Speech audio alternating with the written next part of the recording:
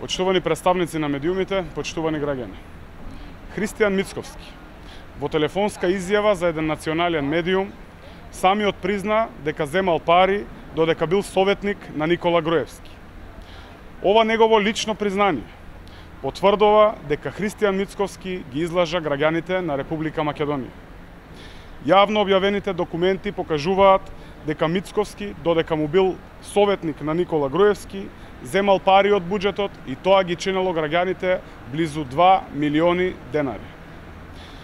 Додека граѓаните осиромашувале, додека се уништувала економијата и се трупале огромни долгови, граѓаните го плаќале на Христијан Мицковски 2 милиони денари.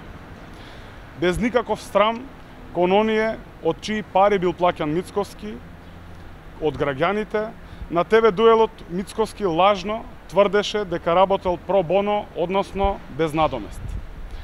Вчера Мицковски призна дека земал пари додека му бил советник на Груевски, а тоа се пари на граѓаните. Го повикуваме Мицковски да не се крие зад конфузни соопштенија од неговата партија, туку да излезе пред граѓаните и јавно да им се извини.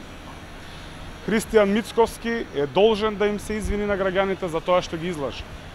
Тоа е најмалку што тој може да го направи пред оние кои што го плаќале неговиот ангажман како советник, како што веќе реков, 2 милиони денари. Ви благодарам.